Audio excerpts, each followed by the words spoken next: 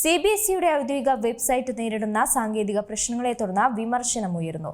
+2 പരീക്ഷയുടെ റിവാലുവേഷന് മുന്നോടിയായി ഉത്തരക്കടലാസുകളുടെ സ്കാൻ ചെയ്ത പകർപ്പ് ലഭ്യമാകാനുള്ള അപേക്ഷ സമർപ്പിക്കുമ്പോഴാണ് സാങ്കേതിക പ്രശ്നങ്ങൾ നേരിടുന്നത്. 12ാം ക്ലാസ് ബോർഡ് ഫലങ്ങൾ പ്രഖ്യാപിച്ച ആഴ്ചകൾ കഴിഞ്ഞിട്ടും ആയിരക്കണക്കിന് CBSE വിദ്യാർത്ഥികൾ പുതിയ ആശങ്കകളിൽ അകപ്പെട്ടിരിക്കുകയാണ്. ഇത്തവണ പുനർമൂല്യനിർണ്ണയ പോർട്ടൽ ഫീസുകളിൽ വലിയ ഏറ്റക്കുറച്ചിലുകൾ കാണിക്കുകയും ആവർത്തിച്ച് തകരാറിലാവുകയും ഫലത്തിന് ശേഷമുള്ള അടിസ്ഥാന അപേക്ഷകൾ പൂർത്തിയാക്കാൻ പലർക്കും കഴിയാതെ വരികയും ചെയ്തു. ബോർഡ് ഇപ്പോൾ പ്രക്രിയയ്ക്കുള്ള സമയപരിധി 2ാം തവണയും നീട്ടി.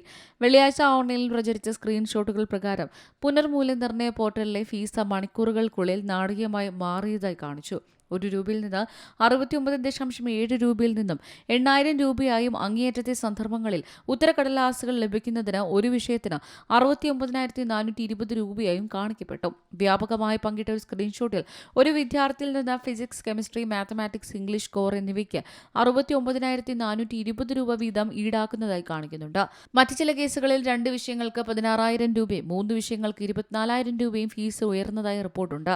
പേയ്മെന്റുമായി ബന്ധപ്പെട്ട വെബ്സൈറ്റിൽ സാങ്കേതിക പ്രശ്നം നേരിടുന്നതിൽ പല വിദ്യാർത്ഥികൾക്കും അപേക്ഷാ നടപടിക്രമം പൂർത്തിയാക്കാൻ കഴിയുന്നില്ലെന്നും സോഷ്യൽ മീഡിയ ഉപയോക്താക്കൾ ചൂണ്ടിക്കാണിക്കുന്നുണ്ട്. News desk C Malayalam news. ഏറ്റവും പുതിയ വാർത്തകളും വിശേഷങ്ങളും വിരൽത്തുമ്പിലറിയാൻ സി മലയാളം ന്യൂസ് എല്ലാ ഡിജിറ്റൽ പ്ലാറ്റ്ഫോമുകളിലും ലഭ്യം.